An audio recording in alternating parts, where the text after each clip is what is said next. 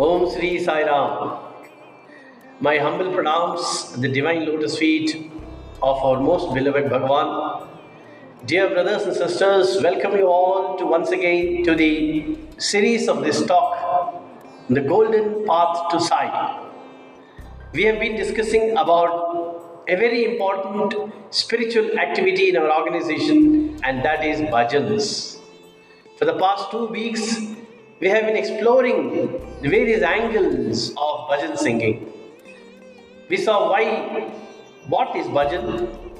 We saw why we should sing bhajans even last week. The effect of bhajans on atmosphere.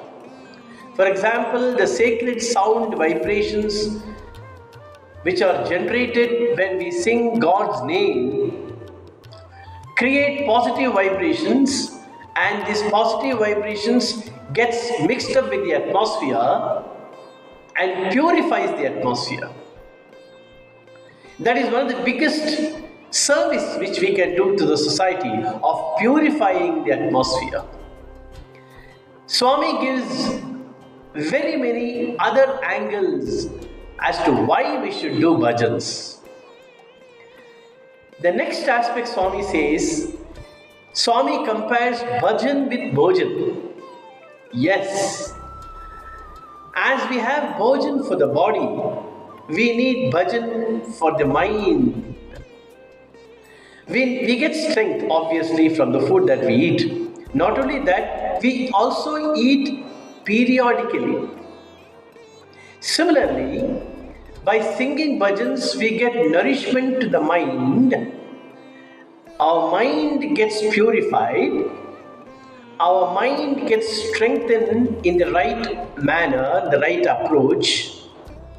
Not only that, we need that bhojan for the mind on a regular basis, which means that we should do bhajans regularly.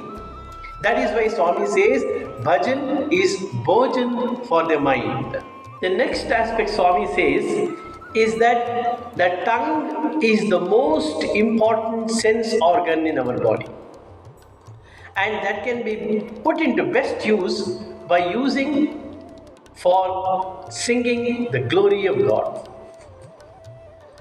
In fact, Swami quotes a very beautiful poem from Jayadeva.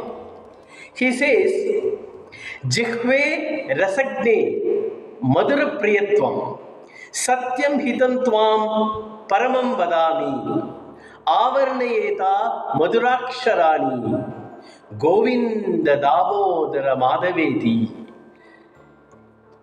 Jayadeva appeals to the tongue. Oh tongue, you like sweets, don't you? You relish a lot of sweets. But the sweetest thing that you can relish is the name of the God. Damodara, Govindara, Madhava, Damodara, Govinda, Madhava, Sai. These are all names which are sweeter than the sweet delicacies. The next aspect, Swami has given very many aspects. The next aspect Swami has given is, we all sing a bhajan. Kalyana Krishna, Kamaniya Krishna, Kalinga Nardana Sri Krishna, Govardhana Giri Dhari Murari. The bhajan goes on like this.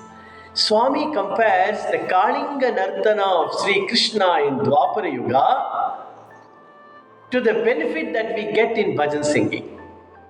How? Krishna danced on the hoods of Kalinga, the serpent, to save the devotees, because Kalinga was ejecting poison. By dancing on the hoods of Kalinga serpent, Sri Krishna ensured that all the poison is ejected out of the snake, so that the society gets benefited. Similarly, Swami says, when the Lord's name dances on your tongue, like Krishna, Damodara, Rama, Sai, Govinda, Vittala on your tongue continuously, our tongue, which is a victim of 4 sins. What are they? Excessive talk, talking lies, talking ill about others, and spreading rumors. These poison-like qualities are there in our tongue, unfortunately. But when the name of the Lord dances on the tongue, these poison-like qualities also get ejected out of our personality, thereby helping the society.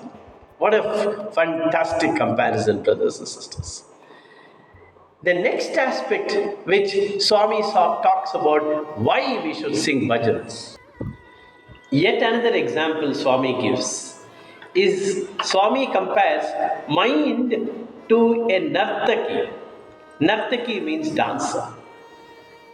The mind nartaki never keeps quiet. The mind nartaki is keep on dancing. Chanchalam, chanchala buddhi, Swami says. Right? It is not in one place. It loses ekagrata. It doesn't stay focused. So to arrest the movement of the ever-moving, ever-changing mind, Swami says, reverse the word nartaki, you get kirtana. Nartaki, reverse it, it becomes kirtana. So when you, by doing kirtana, that is sankirtana, we will be able to arrest the nartaki, the mind. That is how we will be able to get purity, we will be able to stay focused through bhajans. This is also one more aspect which Swami has shared on bhajan singing. The next aspect on why we should sing bhajans, this is according to Swami, and I'd like to quote directly from Swami's discourses without adding any of my vocabulary. Swami says, and this was way back in 1967, 23rd of May in Prashanthi Nilayam, the senses are like cobras, which man is enraging by his desires. When they are excited by the heavy thuds of desire, they raise their hoods and strike. If they are charmed by the music of bhajans, full of melody and devotion, they swing but do not strike. They swing but do not strike. That is the secret of making them harmless, making the senses harmless. The bhakta, the devotee, must be a daksha. A daksha means an expert. With the knowledge and skill, the know-how, not of music, the know-how of controlling the senses and sublimating the mind. What a wonderful comparison, brothers and sisters. Senses are like cobras.